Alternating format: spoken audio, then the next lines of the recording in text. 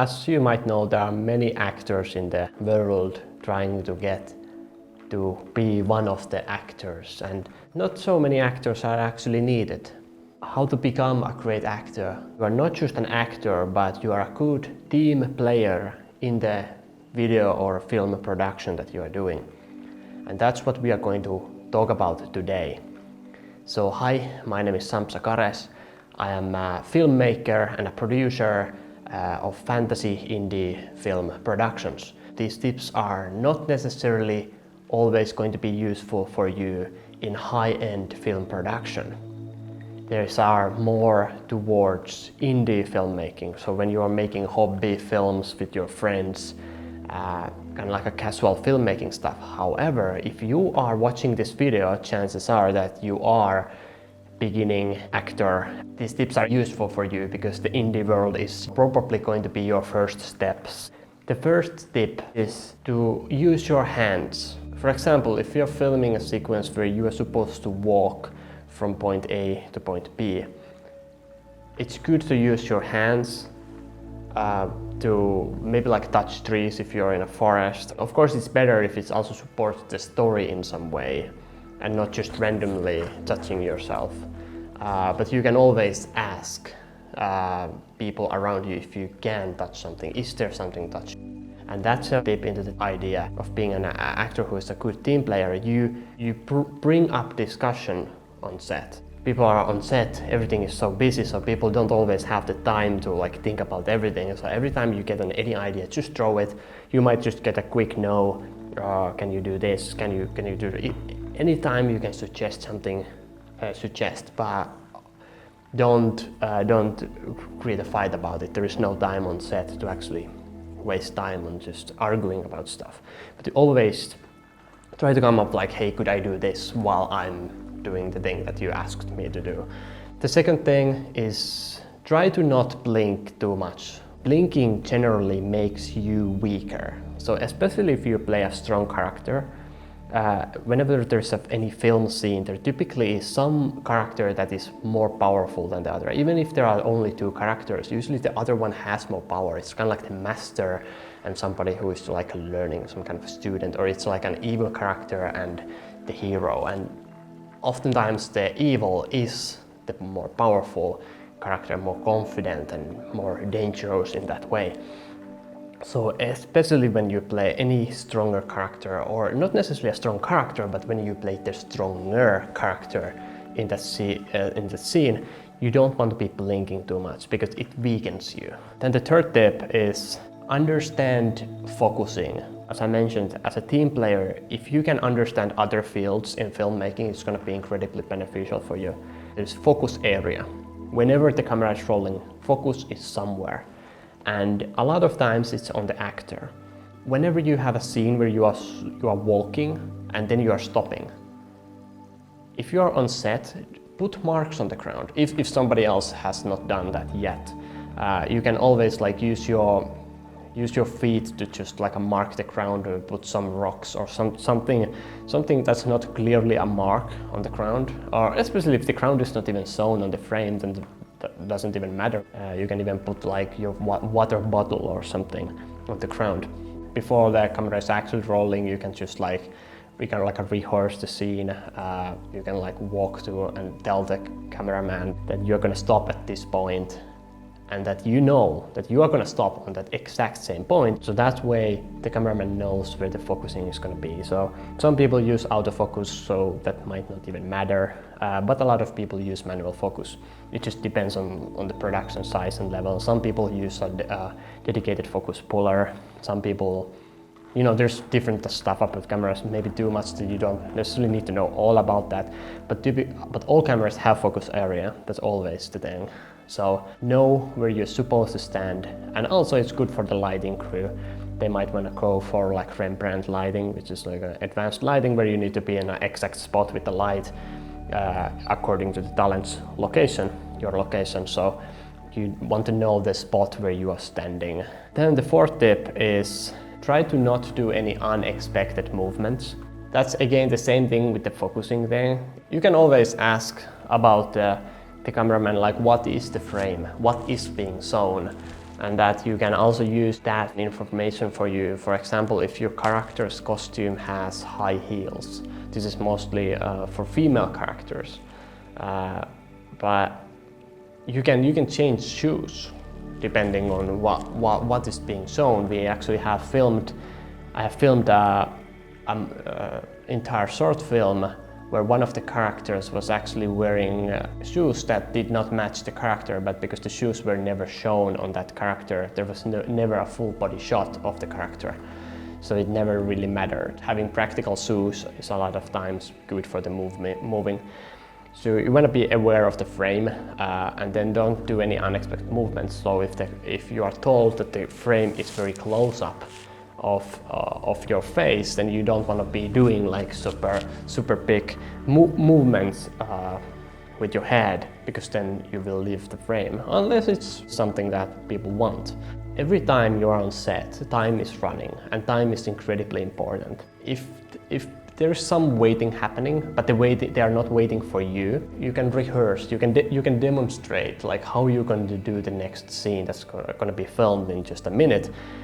You can demonstrate that to your cameraman, and then you know how it's going to be happening. And then when they say get ready, then you just move to your spot, and then there's less retakes because you did something unexpected. So try to avoid unexpected things, and also continue even if it fails. That's another tip.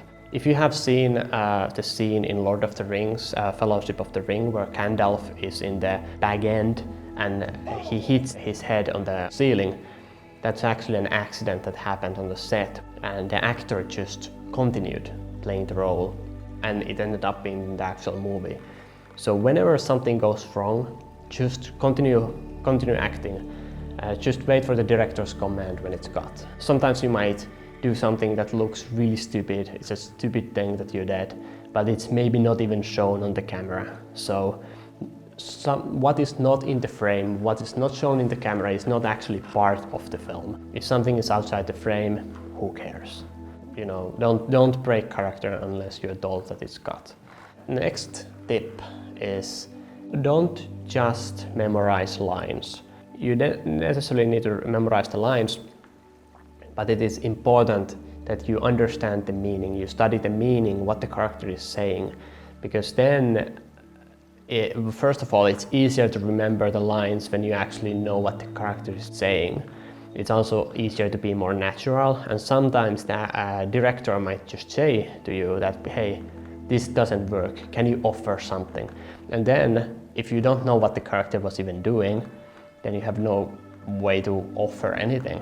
But if you know that this was the thing that the character was trying to say, so okay, let's change these lines on the fly, and you can do it because you know what the character is doing. So don't just memorize lines, study the meaning, what the character is actually trying to say. The next tip is protect your makeup, costume and props. You don't want to be licking your lips or anything like that, touching your face, because the makeup is going to be ruined.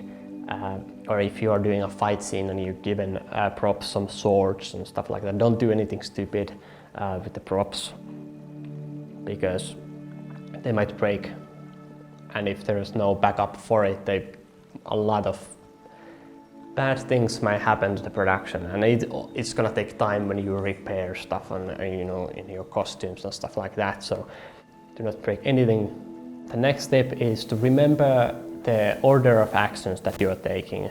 So basically recording the scenes from multiple angles. So if you are speaking your lines and you're doing something at the same time, maybe you're drinking a cup of tea or something, and if you do that in different order between your lines, and then they are gonna take the over the shoulder of another actor, and if you're doing in a different timing, then those clips cannot be edited together.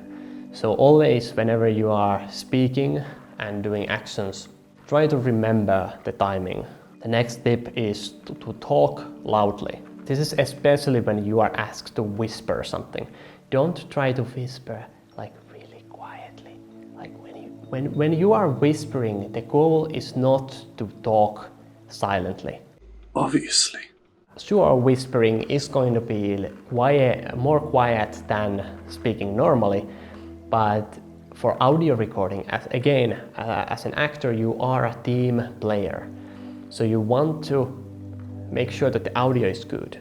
Sure, you could just say that it's the audio guy's problem, but no, you are making film together, and you want to make their job also easier. It's going to be faster on set, you're going to save time, which means the film is going to be better. Whenever you are whispering, try to whisper loudly whenever it's possible, because then the voice is going to be easier to separate from the background. Sometimes you're working in noisier backgrounds, but sometimes less noisy backgrounds, but it's always going to be a challenge when recording anything that's quiet. So instead of whispering very quietly, try to whisper loudly. If you whisper loudly, there is going to be much better recording of your voice. What was that? You get the idea. You want to be whispering as loudly as possible whenever you're doing so. So the next step is practice lines beforehand. This should be very obvious to a lot of actors, is that you know your lines beforehand. But what's even better, especially in indie productions, when you are doing productions with your friends, you can message the other actor that you're going to do the scene with, and you can practice the lines together. You can jump on a voice chat, you can call your friend, and you can practice the lines. Sometimes the director is gonna schedule that for you, so you're actually practicing the lines before the shoot. That's completely normal. But sometimes in some situations that's not done, or it's not done enough times. What you want to do is practice the lines, and if possible, practice them with the other actor. The director is gonna really like that. The next step is to learn additional skills, like fighting skills. If you can fight, you can be used for fighting sequences. If you can do different accents, great. That's another reason why you could be hired or cast to play a certain role in a film. This is more towards the indie film production, hobby film production. Is if you can do props, like create props, or if you can, if you have costumes, or if you can make costumes, or if you can make up yourself in some special ways, or know how to do special makeup like blood or scars to another actor or to yourself, that's a great thing. In fact, when I make fantasy films, I only do those projects with actors who can get a costume together for the film project, because we don't have budget for costuming. Especially in the lower level, when nobody is getting paid in a project, acting is a role that everybody wants to do. There's a lot of roles: holding a reflector, doing light stuff, or you're recording audio, makeup for others, and there are definitely people who want to do that, and people who should do that to get in the professional field and get the experience doing that. But there are just so many actors compared to the other roles.